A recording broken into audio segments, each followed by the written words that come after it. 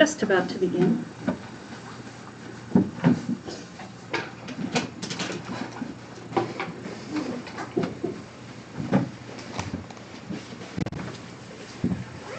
So why don't we take just a few minutes and do some shamatha while we settle, and that'll give folks a chance to catch up with us if they're coming in late.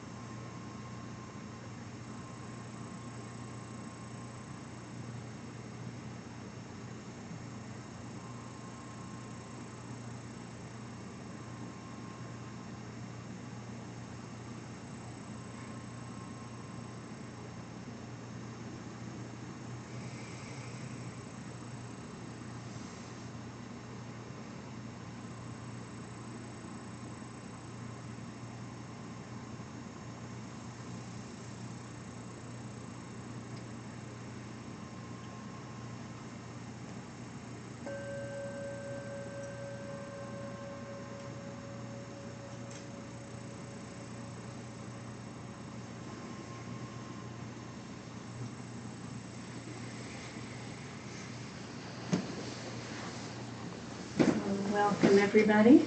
Thanks for coming. Those of you who came back, thanks for coming back. We've got a few new faces tonight, so why don't we just do very quick introductions. I'm Sally. Jeff? Melissa. Usha. Emily. Daniel. Zoka. Lynn. Luciana. Linda. Ryan. Corey. Laura. Deborah. Daniel again. Tracy. Okay. Jeff, is your mic on? So it says it's I on. needed to do it again anyway. Is it because I'm mumbling? No. Just wanted to be sure. All right. All right. So last week we talked a lot about motivations and understanding why we practice and why we don't practice. And we also talked about the practice of immeasurable compassion. So, did you work with any of those things this week? Did you discover anything about your motivations?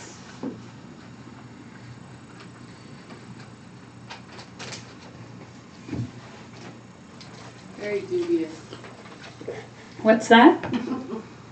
Very dubious. Motivations, you know. Well, that's intriguing. Can you care to elaborate on that?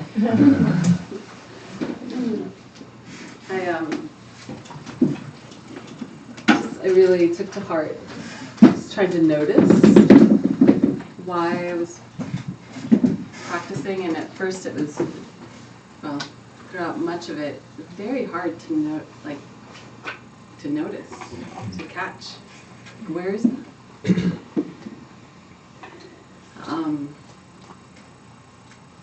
And then I got like little slivers of,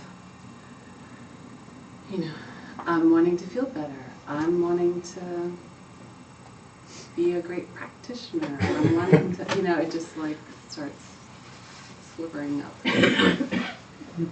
Yeah. And so yeah, just trying to pay attention to that. It's very interesting. Yeah, it is interesting. Not so dubious. Just a mixture. I think I went somewhere from in my early days wanting to be a great practitioner to, oh God, don't let me be such a terrible practitioner. Once I had evidence that the former wasn't going to happen.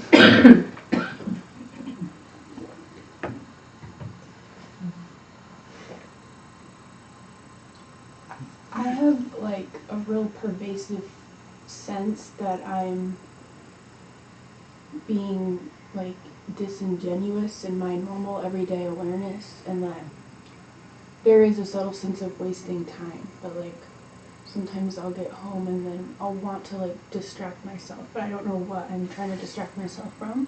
And it's the same kind of resistance I have to just sitting on the cushion being aware. It's a kind of subtle level of disgust, actually.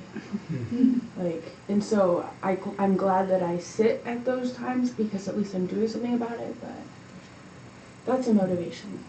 That's a motivation.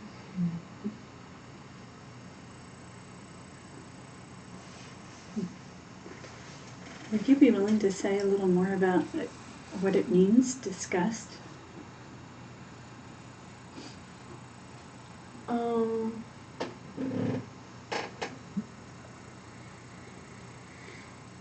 It's kind of as if like my awareness isn't ever fully doing anything. There's like part of it that always feels like it's trying to wiggle its way out.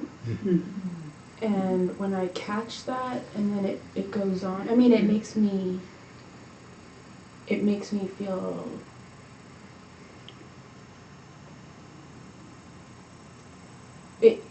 makes me feel like, I was gonna say before I stopped, it makes me feel many emotions. Like it will make me feel sad too, or it will make me feel bored or anything else. But I just have a sense sometimes, maybe when I'm lost in reflection or whatever, that I am fully present or fully doing something. And then there's a part of my life that doesn't feel that way. And lately I see like Dharma practice as being how to make something wholesome.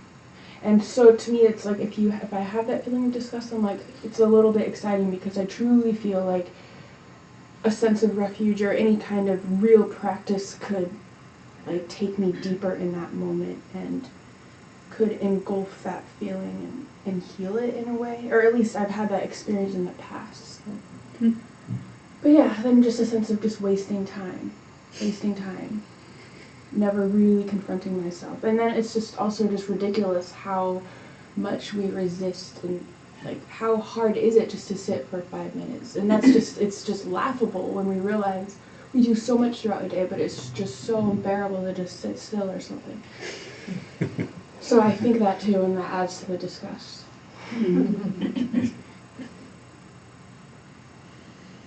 One of the things that's really been animating my practice since we started prepping for the class is this idea that Alan Wallace raises, that our fundamental nature is loving kindness, that it is compassion, that it is joy, and that those things aren't something we need to go out and find from elsewhere. We just need to allow that to arise. That idea is just totally carbonated my brain.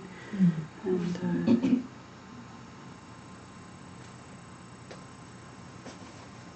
I don't know, maybe. What helped you get them out? What's that? What helped you get them out, get these emotions or feelings out of yourself? I mean, how can you, has it helped you master them or be more aware of them? Oh, good Lord. I've certainly not mastered them, no. But I've been working with the the carrying practice of just trying to remember that from time to time throughout the day, to think, okay, I am a boundless ocean of loving kindness. I'm about to interact with this person. Am I capable of manifesting that in some way right here in this interaction?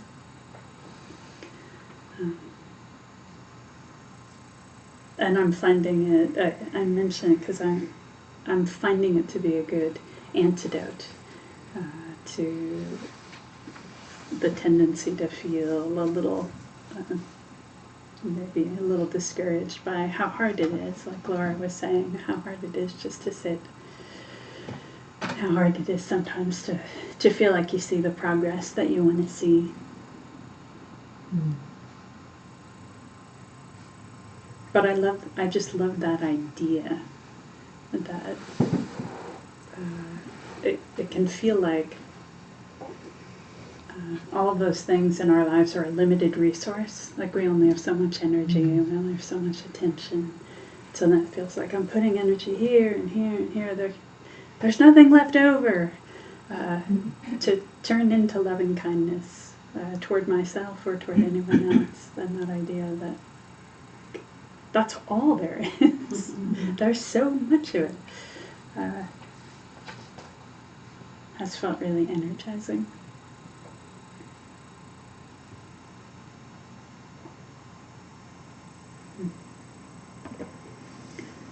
Yeah. You know, I work for Oregon Valley Theater, and so we have a show in Newmark right now. So I've been watching the dancers perform a lot, and I see the kids in the school come in when they're 5, 6, 7, and they practice. The word practice.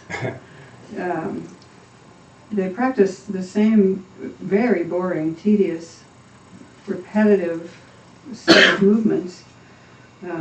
First for 1 day a week, and then 2 days a week, 2 classes a week, and then pretty soon they're there 6 days a week taking class, and then they actually land an apprenticeship or a company job. They're there all day, 5 or 6 days a week, and they're practicing. So this is a great motivator to me that we call this practice, what we do, practice, with the understanding that it takes a really long time, because those kids are told, it's going to take you at least 10 years of very hard work before you can even remotely do this. And they're 7, or, where, and they get motivated somehow, and the class is not, it's very structured, it's very disciplined, it's not whoop-de-doo until you get to the last 5 minutes when they actually get to jump around. But even that is structured, and somehow they get hooked onto this, So then you see what they have built by all these years of practice, and it's really motivating to me. And then I ask, how does that apply to this kind of practice? And I remember Zopa talking one time, one Sunday morning, about resetting your default position. I can't tell, hardly ever can I tell that I'm actually having good, well, every now and then when I'm petting my cat, and I'm petting my cat and I'm just petting my cat, and then all of a sudden I'm like, whoa, she's so plush and so perfect, and it registers in my hand somehow, and I feel like that's what practice would really feel like if I were really there, just like, but it just hardly ever happens. So if I look for motivation from what it's like one day to the next, it's really not happening. But when something happens in my life where I can say, whoa, my default position is altogether different than it was 4 years ago when I really started practicing seriously. It's just altogether different. There's this one homeless man downtown a lot now when the ballet's in the theater. So there's this one man, he's been begging on the street for a long time, and if you give him $1, he will be angry with you that it's not enough. Only $1, he'll say like that. And that just would make me so mad. What do you mean I'm giving you $1? What do you mean it's not enough, Fume about it for a while, and now I see him coming, and I'll give him $5. I'll just automatically give him $5, and I won't feel bad, I'll feel completely different about it, and then I just know how different that is in myself, and I'm like, okay, something indefinable is shifting in my default position. I don't know what it is, but it means I have a different. I don't resist so much sitting or lying down. I often lie down to practice, but I don't resist it in the same way. If I can hold it, something like that, that shows that my default position is different than it used to be, it has happened, and sometimes it'll go a long time without anything showing, but when it does show, I really try to keep the blessing of that difference as a motivation. And so we encountered each other downtown this week one time. He doesn't make me furious anymore. Yeah. Furious is an exaggeration, but.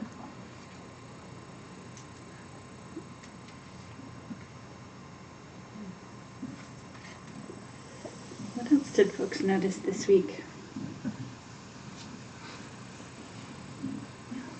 I was thinking something really similar to what you said.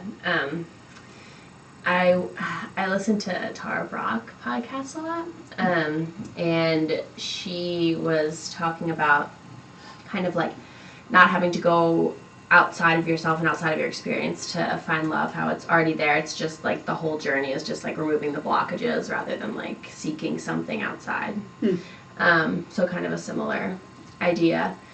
But that kind of helped me visually, and I feel like I had some experiences earlier this week where I was able to, like things that make me really anxious or like big blockages that I know I have, like came up, and just being able to like sit with them, that's like a huge difference in what I normally do. So I think a big motivation is kind of being able to face things in a different way, and this huge turn in realizing that once I like look at things, they lose all of their power, but it had to be really experiential, and so it's really cool to see it happening.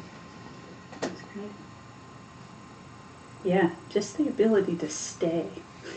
It can take us quite a while to really cultivate that, and to just be there and see it, and not have to engage any of our normal defenses or reactions.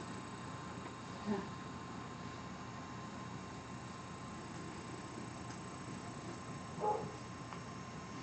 I just remembered something. I noticed a lot more resistance actually to the word invitation than I did to commitment. When it was commitment, I did it every day, and then this week it was like I gave myself like 3 days off, and I was just. But even given that, I leaned on the Sangha, which I don't normally do, and I came for Sunday meditation here, and that kind of gave me a lot of time with myself, and feeling that sense of community, which it's nice to. It's very, very generous with positive, and a little bit of a heightened sense of awareness with everybody focusing at the same time.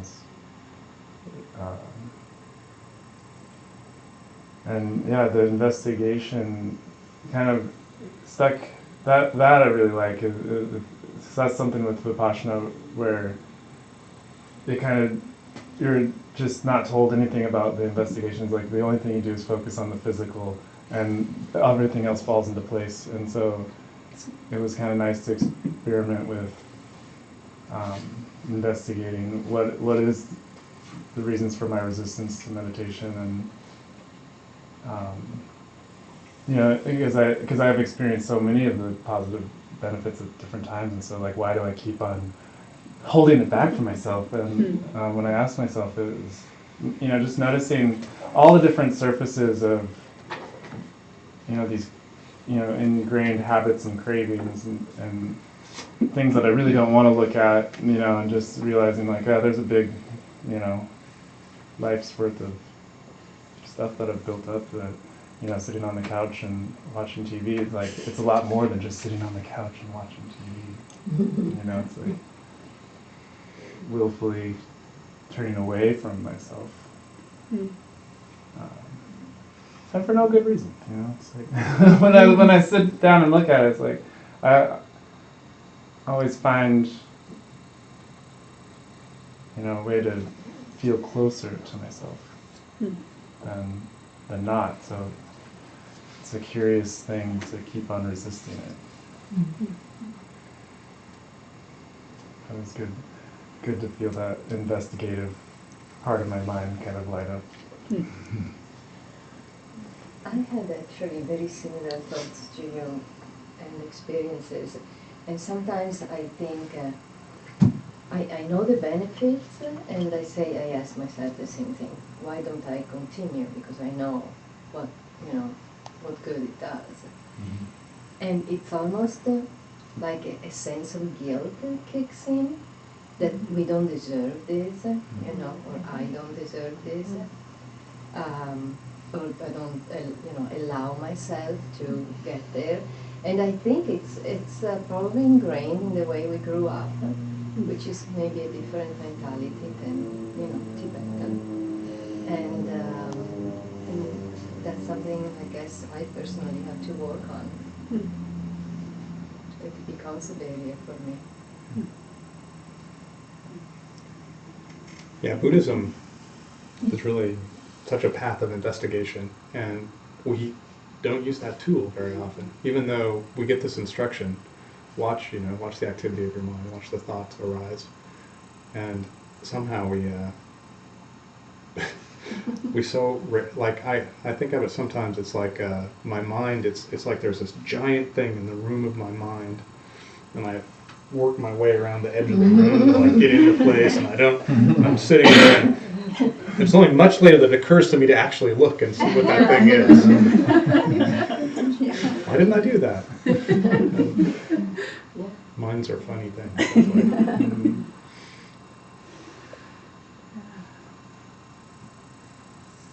Well, is there anything else anyone wants to share before we... We should do Peter's thing too. Oh, yeah, that's right. So Peter couldn't be here tonight, couldn't drive down from Hood River, but he said he was going to be streaming. And he had asked a question that he wanted to have answered. He first asked the question, what is practice? And then I asked, clarify if you could clarify sort of the parameters of that. What do you? So we answer the right question. And he explained his practice, the things that he does in the morning, which include not just meditation, but doing some contemplation type stuff, and the formal practice, and other dedication and other things. And he concluded by saying, are each of these things practice? Which are not? What other things are practice? So it's really a nuts and bolts question, not a. I think you wanted it more at an applicable level, not a deeply philosophical level. What is practice? Not the way Kant would approach it. So I said that. Do you want to? No, you can keep going. See how I tried to do that? I do. Well, I would like to hear what you have to say. The thing that came to my mind, and we're going to talk a little bit about this, is it actually provides a segue. Well, it doesn't, because we're going to talk about something else first. But there are different activities that we do as a part of our practice. Prayers and contemplations,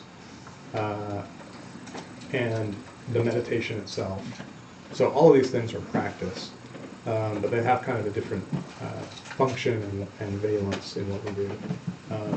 And even when we're off the cushion and we're trying to apply carrying practice, that's also, it's not formal practice, it's not formal meditation, but it's another kind of practice. So I think, I'm not sure, I'd hoped Peter would be here so we could ask him a little bit more about where that question came from and what he was thinking. But Michael used to talk about how it's sort of like that thing in the room of my mind. We sometimes put things in special categories. Michael used to talk, I used to have a lot of trouble falling asleep in meditation. And he said, well, you're giving it, are you putting it in a special category? Like there's sleep and then there's all the other activities of your mind. And I was like, yeah, totally. I can't practice because I'm sleepy. And it was that big thing in the room. So this word practice, I think, is useful to the extent that it helps us, bring our attention to what we're doing and doing it intentionally. But my sense is that it probably doesn't matter too much how we categorize all those different things. They're all a part of our practice. And we talked at the very first class that it would be the kind of the ideal is to have instead of having our practice be a little part of our life, having our life be practice. This is one of those things. So you want to have a big definition so you can kind of bridge into that way of thinking about life and using your mind no matter what you're engaged in. That's how I would answer it. What would you say, Sally? Yeah, and Linda really nicely pointed we do tend to use the word practice in a profligate fashion to apply to a lot of things without much definition. But Linda really put her finger, I think, nicely on something that's key, which is we're training at something. We're trying to get better at something. And there are a whole set of techniques we can use to do that. And our formal practice on the cushion is a very, very important part of that.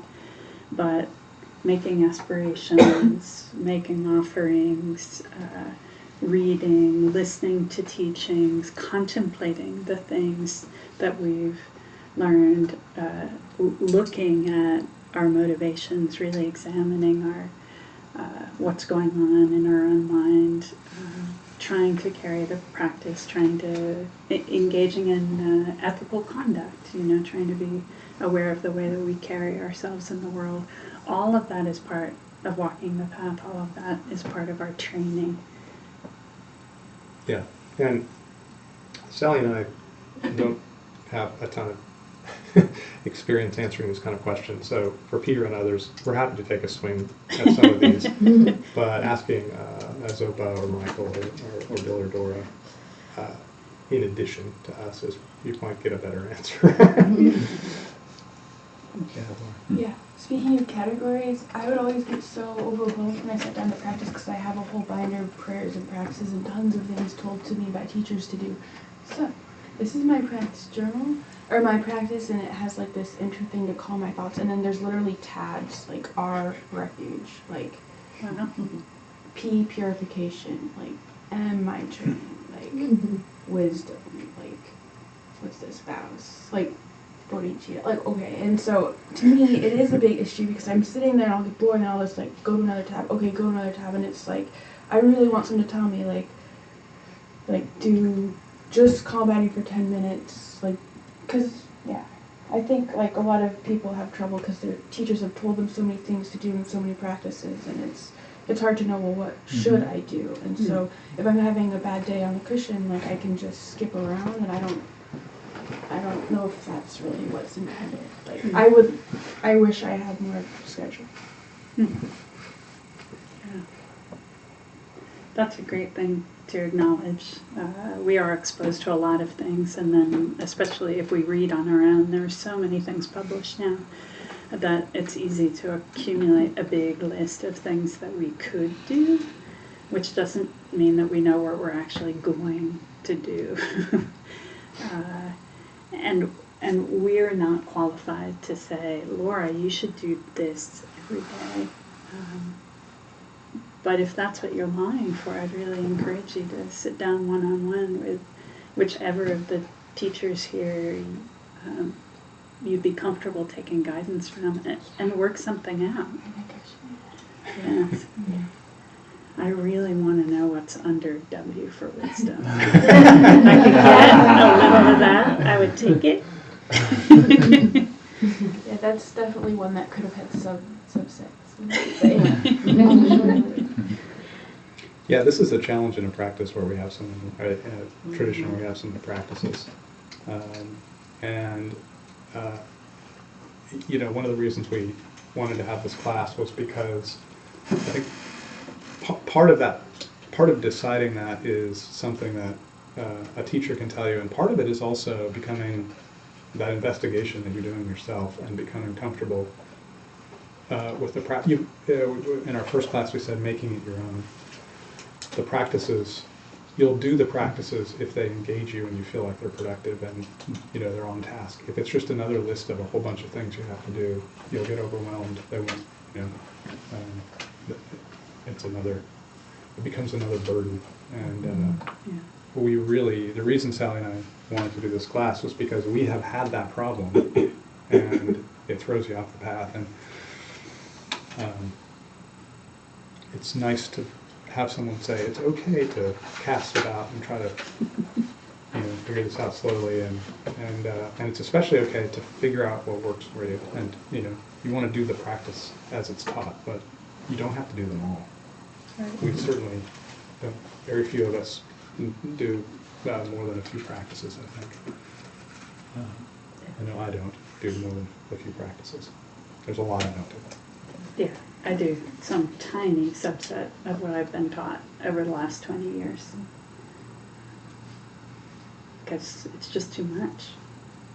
And at some point I think you have to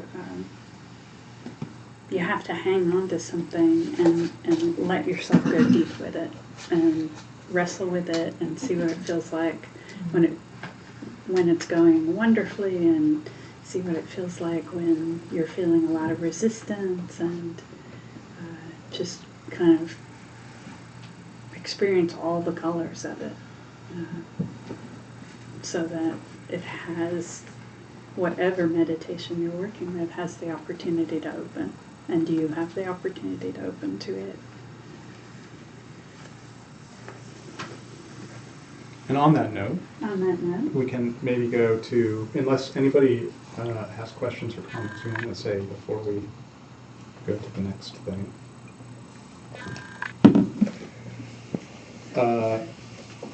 Which is related to some of these issues we've raised.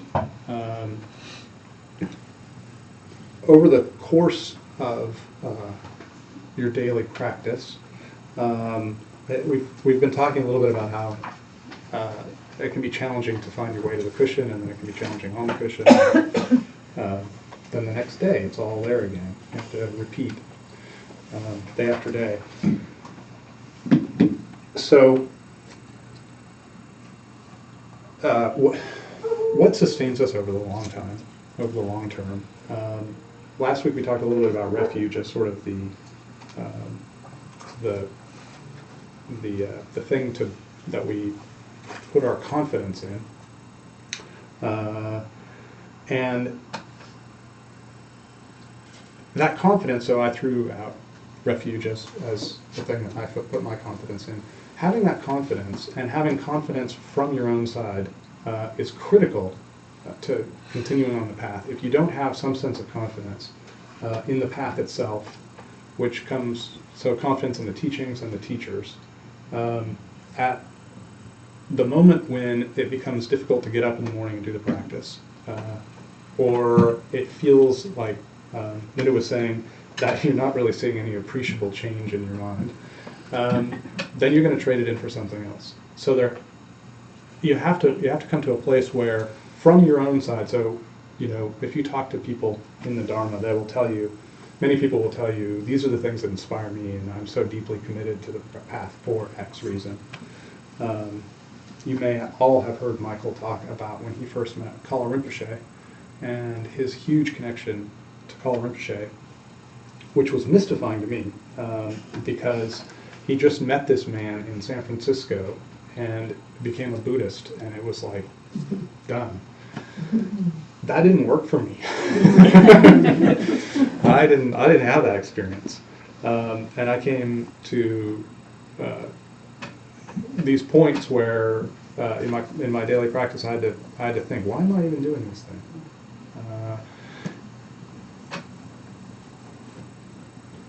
And so, so if you have your cool binder, you need to find something in that is the thing that you're committed to. Otherwise, the Dharma just kind of becomes another tool in our kit. And we're going to talk in a moment about ways to sort of keep us going, called the three wisdoms, which are a technique. The flip side to the confidence is curiosity. So another thing that will happen throughout your practice is, even if you're confident, even if you feel like this seems like a really solid path, and I'm totally, I've seen the wisdom of my teachers, and I don't have any other alternatives here. I'm definitely committed to this path. There will be times when it's just boring, when you're doing the same thing over and over again. You're sitting there. I've done shamatha and insight practice throughout the course of my 20 years doing this, and those practices can get really boring really fast if you're not if you're not engaged. And one thing that I've found in these moments is harnessing curiosity, which is this other side of things. So you want to have the confidence, which keeps you committed to the path. You also want to continue to find curiosity in what you're doing. And that can be as simple as looking at that thing in the room inside your mind, or it can be looking more deeply at a practice, like figure out something that you haven't thought of that's interesting about the practice, and dig into it. And this, a lot of times, this inspiration comes externally. Maybe you'll go to a teaching from a teacher, or go on a retreat where there's a new practice, try a new practice. But again, the curiosity is one of those things that we have as individuals. They don't come from the external thing. They're the things that kind of inspire us. It's that creative thing that all human beings have. And it comes from a sense of interest and like, why am I doing this? And this path has so many wrinkles, and our minds have so many wrinkles. There's so much diversity and interest that if you start to think outside your routine a little bit, you'll find interesting things, and you can read or do other practices. There are all these ways to try to like re-wet your practice through being kind of like investigative again about it. Yeah, our experience is always fresh, whether we're able to experience it that way. This moment has never happened before. Even the things that we think of as, I have this thought, this same thought again and again, it's the same thing rising. It's not exactly the same thing. In any moment, it is a new moment. And there's always the opportunity to approach our practice with this sense of, what's going on in there? What's going to happen today? We don't actually know. And when we lose energy around our practice, we can develop a sense of indifference, like it is the same old thing. It's just the same thing I did yesterday. But you never know. You never actually know what's in your mind, or what's ripening, or maybe this is the moment where you've dropped a virtuous seed onto the scales 100 times, and this is the time where all of a sudden something shifts and something happens that you haven't seen before. So being being willing to come to the cushion with a real sense of, I don't know what's going to happen, and I'm actually interested. I'm interested in looking. I'm interested in seeing. I think it can be a real source of energy. And so much changes that we're unaware of, that we kind of exclude in our experience on the cushion. You have changes in your health. You have changes in the relationships around you. You have changes in the health of other people that you're connected to, deaths, sicknesses.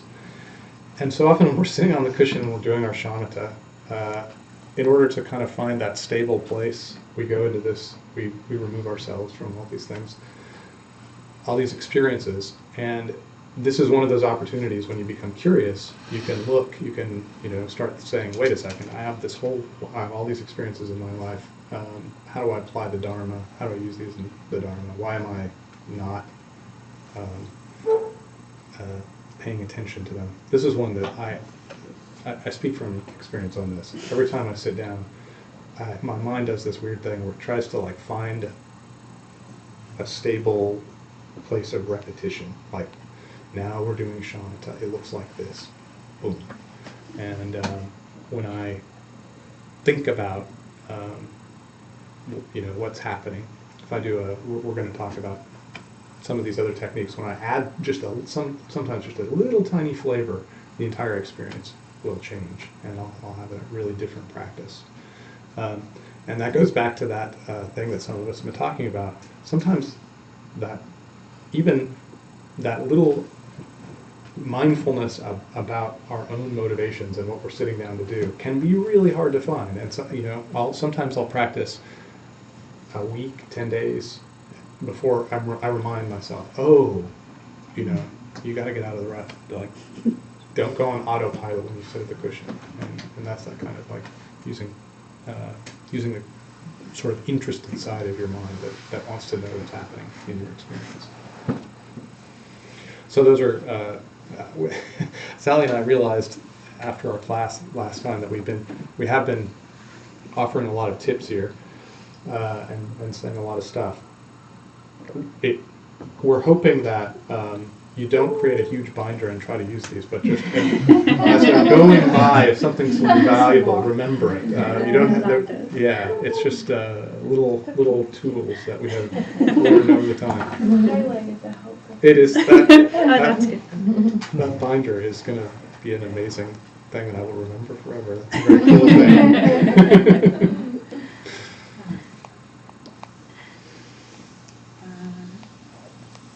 So, when we're looking to breathe new life into our practice, when we're looking for new energy, the things that we turn to are in this tradition called the three wisdoms. And the three wisdoms are study, contemplation, and meditation. So, at least in our Sunday sessions here at KCC, we don't necessarily talk a ton about study and contemplation. Like, you come here, you come through the door, we sit you down, you learn you do shamatha, boom. And then maybe you figure out how to do that at home. But the other pieces are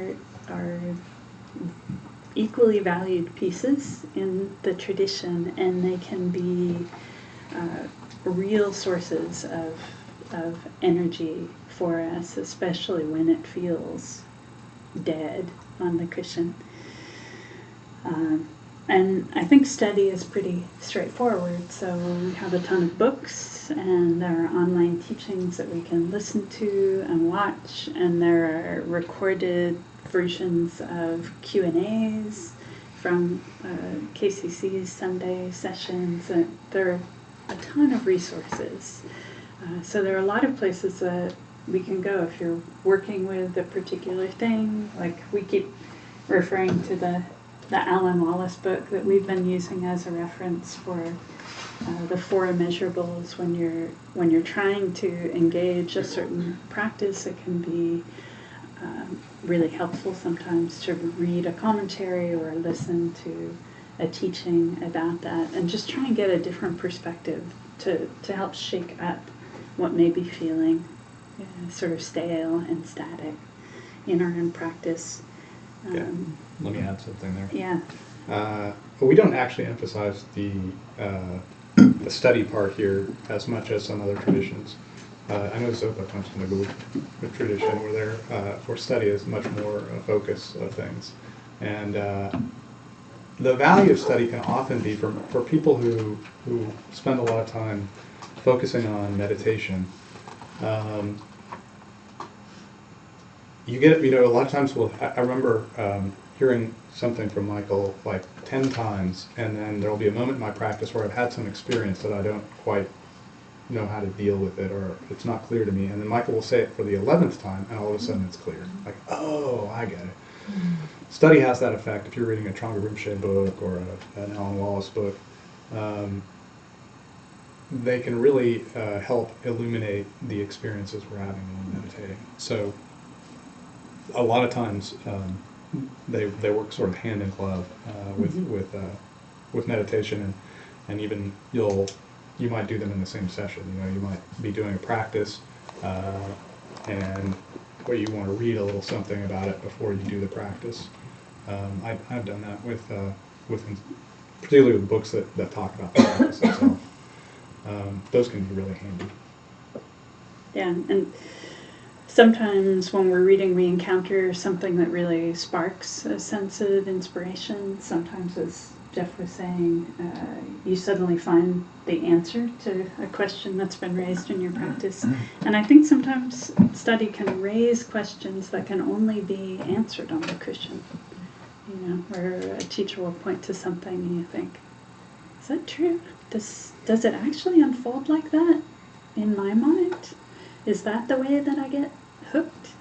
And then you go and it makes you want to go and meditate and investigate and look and see, is this actually, do I experience this thing that this teacher is pointing at? So it can be a real spur kind of in both directions. You want to keep going? Sure. You can hop in when you want to. Yeah. We're sure how to break this up, and we were just like, we'll just go with the flow, so that you're seeing the flow here. So contemplation is one of those things we talk about a lot less, and the truth is that we really have to absorb the Dharma before it can transform our minds. And contemplation is really the act of harnessing our discursive minds. We have these big, powerful, analytical brains, and harnessing that power and using it to really look deeply at something. And I remember having this experience in school that somebody's lecturing and you're thinking, I get it, sure. And then somebody asks you to explain it back to them, and you think, wait a minute, I don't actually fully grasp this thing. I don't understand it enough that I could tell another person about it. And we can have that same experience in the Dharma, where we keep hearing these things and they sound great. They sound especially great when our teachers are saying them. But has it really become integrated into our thinking? Do we really understand it at the level that it's capable of changing us and changing the way that we view things? And so contemplation can be that tool to take an idea and just, it's thinking about it. It's really looking at it from all the angles and seeing if this is true, what would that look like? And there are a series of classic things in our tradition that are offered for contemplation, and one that a lot of folks here will have heard of are the 4 thoughts that turn the mind. And these are these are 4 ideas that it's meant to be, that if we contemplate them and contemplate them deeply and really, if we really got them, that we would find ourselves energized and spurred to engage the meditation. And, you know, I remember early in my practice career wrestling with the 4 thoughts, and particularly with impermanence. So the 4 thoughts are our precious human existence, impermanence, the truth of karma, and then the faults of samsara. And I really wrestled with impermanence when I first came to the path, because I had had a really severe illness. I'd come very close to death. I was really panicked about that, and what I wanted was permanence. I wanted solidity and stability, and I wanted to close off anything that felt chaotic. And I got the instruction, like, contemplate impermanence, and it was nearly impossible, and it felt so negative to me. Anytime I thought about impermanence, all I could think was, my parents will die, my husband will die, my house will eventually fall down, everything will be destroyed. And I had this sense, I mean, that there is in the classic teaching on impermanence the 4 ends. Everything, I won't get these exact. Probably knows. Yeah, everything I gather will be dispersed. Everything I build will be torn down. Every meeting will end in parting. Even this life will end. And I would look at that and just think, oh, this is the most depressing tradition ever. What am I supposed to do with this thing? And yet I had the sense, like, if you've ever met any Tibetan teachers, they do not seem like depressed people. It's like, how is it that you guys came from? You spend your time with this stuff. And then I remember being on retreat at Salt Spring Island at one point and wrestling with this, and then having this moment of the wind is moving in the trees, the leaves are moving. If things were permanent, if they were fixed, if they were incapable of change, there would be no movement. Like, there would be no, this moment wouldn't exist. This precious, unique moment that will never come again wouldn't exist. Like, impermanence is fundamental. Like, if there's no change, there's no life, there's no evolution, there's no progress. And I grasped it for like 30 seconds, and then I spent another 2 years thinking it was depressing again. But it was it was fruit of contemplation. You know, it was wrestling with that question and just applying my conceptual mind and thinking about it until something broke free and it looked different, and it did provide enormous fuel and to my formal practice. You know, it really made me feel like, oh, this path is something I feel confident in, and I do want to engage these techniques. Yeah. I have a question. So, what is there a difference between contemplation, the way that you're talking about it, and analytical meditation? It seems like analytical meditation fits into that other category. Is there like instructions about how one contemplates as opposed to doing meditation? Seems very similar to me. I am not qualified to answer that question, but I bet Zopa is. Yeah, they're considered synonyms, at least by the Gelligs.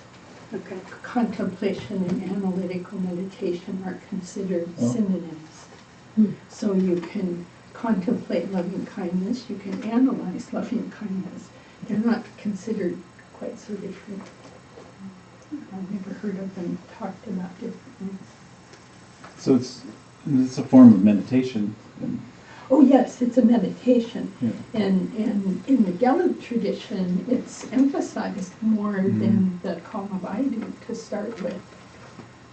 The ideas, for example, you would study loving kindness. You would hear from a teacher is the preferable way to study. The preferable way is a personal teaching, but in a book or whatever. And then you would think about it, all kinds of questions. And in the Gallup tradition, they'll give you a list of 12 questions, you know. Sally's hitting on some of them, like, what if that is my true nature? Wow. Am I acting different than my true nature? What's that about? So you can see right away now you're analyzing, you see. So contemplating, analysis. And then the meditation is simply when you get a kind of a, I don't know what to call it, and well, it's the experience. When you do what Sally just did, you know, that thing that happened with the wind, and then you drop into that and abide. So, but those are so teeny that Gallup spend a lot of time contemplating, kind of working that, you know. And the reality seems to be everybody is so different about how we come to Dharma with our different karma, our Dharma karma. That some folks love to contemplate and read, and it's their way, so do it, you know. And other people, it's like, boy, I want to read one paragraph and then I'm not reading another paragraph for a week because that's not my way. That's fine too. You know, like you're saying, we got to go where the juice is because it's hard enough. Even when you have some juice, it's hard, especially in lay life, to keep it going. You know, so does that get it? Yeah, I would thought of analytical meditation as being one form of meditation. So I'm wondering. I was wondering if the content. I mean, walking down the street and thinking about something that you read, or that's contemplation. Yeah, that's contemplation. But when you're given instructions, there's instructions for very specific analytical meditation. That's what you're talking about. Yeah, at least Gallup say there's some instructions for contemplation, instructions for analysis, same. Yeah, it's a good question. There's lots of confusion around these. Because sometimes too, when we say we do Vipassana, you know, our Latang, Theravadins, that's their main thing, but their Vipassana is a little different. So it can get quite confusing when people just throw around these terms. It's always good to ask someone what they mean by I meditate. You know, okay, what do you do? And I have definitely received the instruction over the years that it's good to approach contemplation intentionally as part of a practice session. You can use it as part of a practice session. So I once got the instruction, well, you're working on a particular thing, why don't you structure your session so that you read a little something and then you really contemplate that and you think about that deeply, and at the moment where it opens up and you feel inspired, move into the formal meditation practice. And so kind of use, it's like a little launch pad. And I've never received specifically instruction in analytical meditation, so I don't know how that But might we look would different. say you did.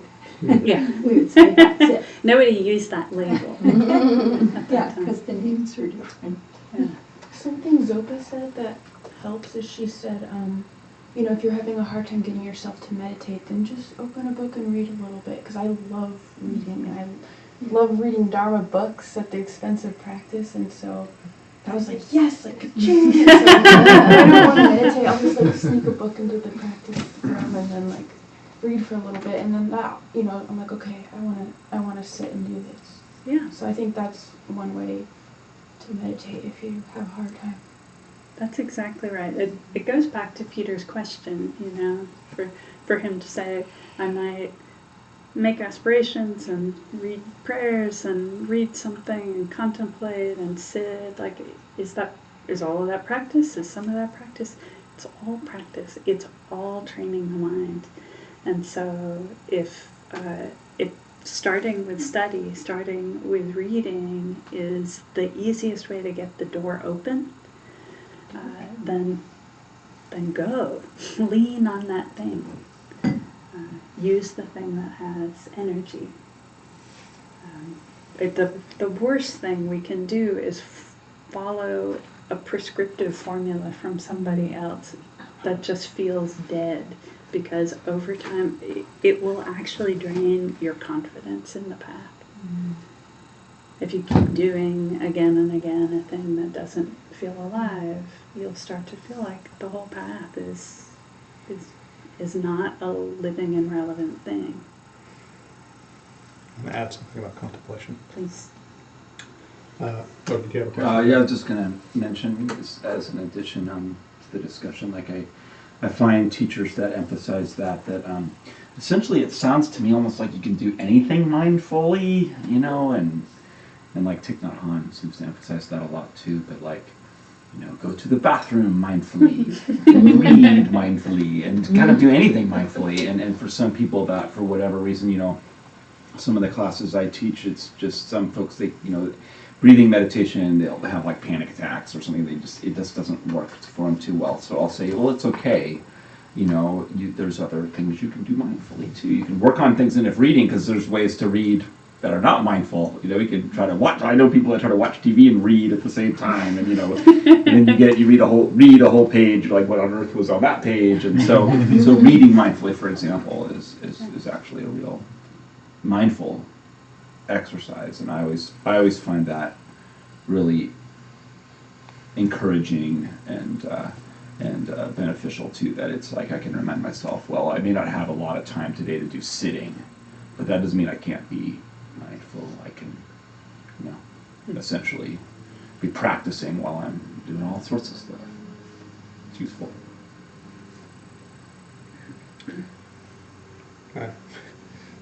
I'm rewinding the tape to contemplation, even though it feels like we've gone away from contemplation a little bit.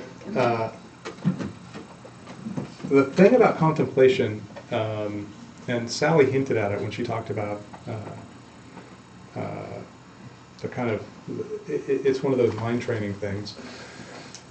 And it can be kind of a trap, especially for educated Westerners, people who think a lot for their lives, and I include, when I say educated, I mean all Westerners are educated compared to anybody in history. We're taught to use our cognitive capacity as Americans.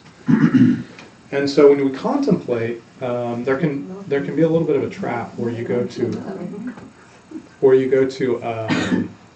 the answer, right? Because we're taught to use our brains to come to answers quickly. Like that's everything about what we do in life. Does that solve the problem?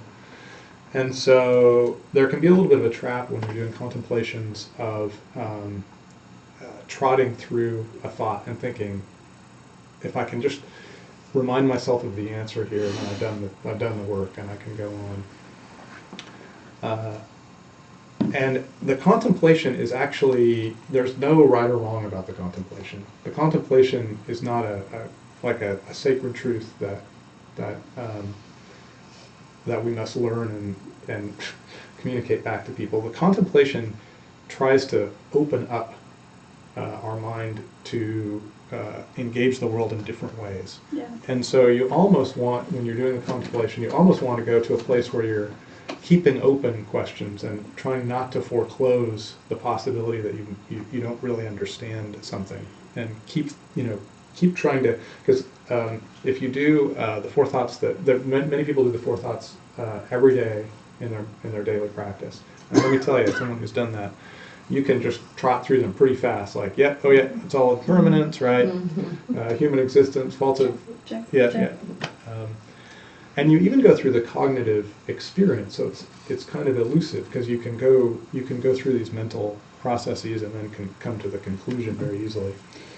But the focus of the contemplation is really to open yourself up to changing the way your mind thinks and the way you engage the world, so that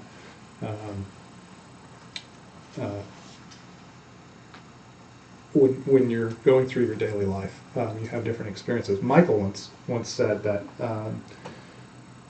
if we actually absorbed any of the four thoughts that are in the mind, any of those, we would find it hard to do anything else in our lives but practice or be focused on the liberation of other beings. Like, we don't really absorb it at a deep enough level to get all the juice out of it. And I think what he means is there's a way in which it's not really about the answer. There's something more there. And so the contemplation is trying to figure out like those other things, and they involve, as you work with the contemplation, don't forget the thing inside the room of your mind that is guiding your thoughts. You know, never exclude any part of your experience and your mental thought from the contemplation. So Sally is a great meditator, and so when she was thinking about the contemplation of impermanence, she was working with her own emotional experience, and that's a great thing to do. You want to pull all that stuff in there. So. Yeah, I'm really glad you mentioned that, because we're so used to getting the right answer, and we can trick ourselves into thinking like, oh yeah, I got this, I understand that, I got this thing. It's not about mastery. It's about moving into a space of relating more and more deeply with these ideas. I think I heard Michael say that too, and I really love that idea. Like, if this was truly present, if an awareness of how things actually are was truly present in me, then you wouldn't turn to anything but the Dharma. There would be no Netflix binges, none of my other various distractions. It would feel so compelling that we'd want to walk the path, we'd want to accomplish the path. I have heard, and I'm not sure where I heard this, so I'm not sure it's actually true, but I've heard that on long retreat sometimes they'll spend periods of days doing single contemplations. And I've always thought, that's fascinating, I would like to try that. I wonder what would happen if I tried to do the contemplation on impermanence for a week. I'd probably go crazy, but it would be interesting. Something interesting would happen. Something different would happen. I just wanted to add something to that. The Tibetan teachers especially have this saying that students who say, I've got it, are like a hard cracked leather. Like no longer useful. Leather useful has to be soft and supple and tanned and oiled. And the student who says, I've got it, I know those. They're like hard cracked leather. I always love that. Kind of like, oh. Or the cup that's totally full of itself and can't take anything in. And the water just falls off. So beautiful teachings are given, but they just fall because the cup is so full of itself. And we're all like that sometimes, but it's to be watched out for. It's to be noticed. Yeah, and I'm doing that. And our contemplations are another place to bring our curiosity. Yeah. I'm really going to look. And you can, contemplations are also cool because you can bring your awareness to anything. So my mom is having health problems, and sometimes it's really good for me to just like think about my mom and think about what I'm feeling about my mom and like unpack all of that. And it's one of those curiosity things. It's like, I don't actually have to avoid this. I can use my practice in this moment and think about this.